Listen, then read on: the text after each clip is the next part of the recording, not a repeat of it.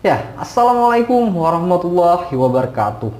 Kembali lagi kawan-kawan bersama kita yang tentunya akan selalu membawakan kabar-kabar menarik, berita-berita inspiratif seputar perkembangan Islam di seluruh dunia. Ya, kawan-kawan yang berbahagia, anak muda hari ini pasti tahu sekali ya dengan Korea Selatan, yang dimana sebagian anak muda dari kita selalu berpatron terhadap Korea Selatan ya, baik itu secara fashion dan kultur, pergaulan ya, bahkan banyak sekali anak muda di Indonesia ini yang suka dengan drama-drama Korea, terus juga suka dengan artis-artis Korea dan lain sebagainya. Namun pernah tidak kita semua ini berpikir bahwa di Korea Selatan ini ada nggak sih umat muslim yang ada di sana, dan seperti apa sih perkembangan Islam di Korea Selatan. Nah, jadi hari ini kawan-kawan kita akan membahas tentang perkembangan Islam di Korea Selatan ini menurut penuturan dari PMI ya. PMI ini adalah suatu organisasi yang dimana kita akan jelaskan sebentar lagi, makanya jangan kemana-mana, simak video ini sampai selesai. Ini dia beritanya.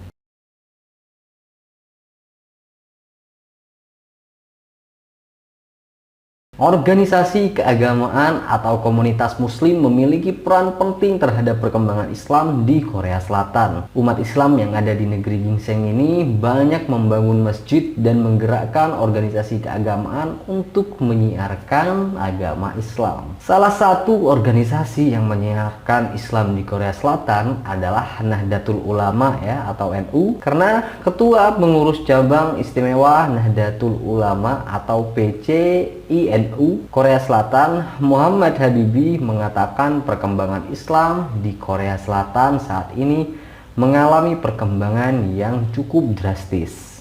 Nah, subhanallah. Ya, perkembangan Islam di Korea Selatan sekarang mengalami peningkatan yang cukup drastis. Jadi selain warga muslim yang datang ke Korea, juga banyak orang-orang yang mulai mu'alaf. Ini penuturan dari seorang Habibie ya, ia adalah ketua dari PCINU. Alumnus Pondok Pesantren Salafiyah Syafi'iyah Sukorejo tersebut mengatakan selama ini warga Nahdlatul Ulama di Korsel aktif melakukan dakwah lewat pengajian di masjid-masjid. Namun menurut dia, kedepannya NU juga akan menyiarkan Islam lewat kebudayaan. Karena kebetulan baru dapat amanah ketua, saya mencoba mencari celah-celah, kata dia. Kira-kira dakwah yang lewat kebudayaan ini bisa tidak diterapkan di sini. Kita masih memformulasikan bersama kira-kira dakwah seperti apa yang menarik untuk orang-orang Korea, kata kandidat master di Konju National University Korea tersebut. Dia mengatakan di Korea Selatan banyak yang melakukan mixed marriage ya. Misalnya orang Korea menikah dengan orang Islam asal Indonesia.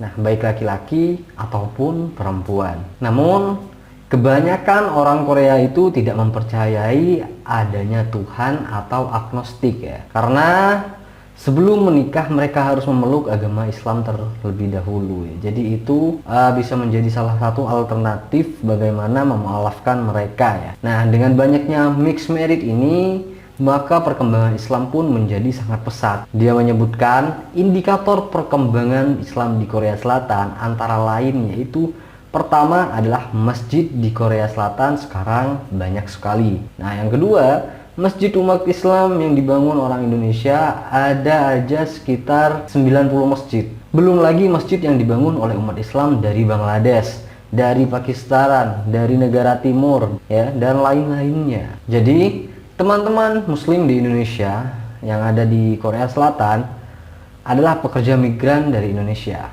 Nah, mereka ini membuat sebuah komunitas bernama PMI ya, Pekerja Migran Indonesia. Nah, karena sangat ingin beribadah, mereka bahkan sampai iuran menyewa ruko yang kemudian dikonversi menjadi sebuah masjid. Nah, bahkan beberapa ruko itu sudah ada yang dibeli secara permanen. Mereka biasanya berkumpul di masjid itu setiap hari Sabtu dan Ahad.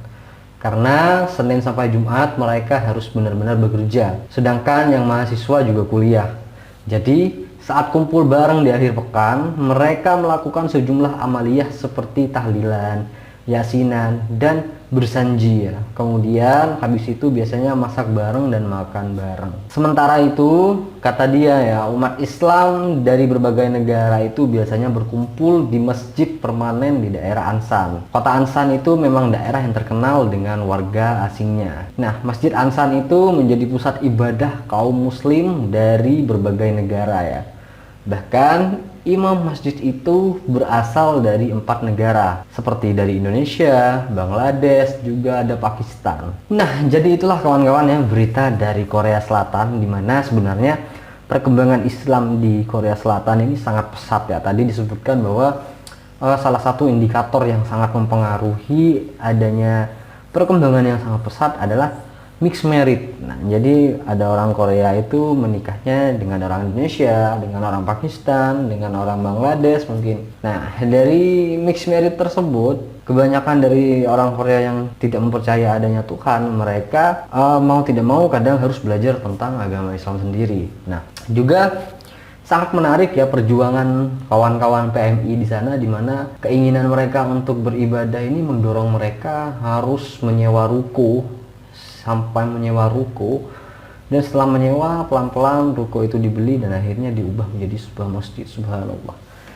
luar biasa sih, dan patut kita apresiasi. Semoga perjuangan mereka di sana juga selalu diberikan kemudahan, juga selalu diberikan pertolongan oleh Allah Subhanahu wa taala. Amin ya rabbal alamin. Dan itulah ya kawan-kawan ya berita yang datangnya dari Korea Selatan. Semoga dari berita ini dapat menginspirasi kita yang ada di Indonesia untuk terus berbenah, untuk terus menjadi pribadi muslim yang lebih baik, untuk terus belajar Al-Quran lebih sering lagi ya, dan belajar agama Islam lebih dalam lagi. Amin ya rabbal alamin. Dan itu saja kawan-kawan beritanya, kurang lebihnya mohon maaf. Wabillahi taufik wal hidayah. Assalamualaikum warahmatullahi wabarakatuh.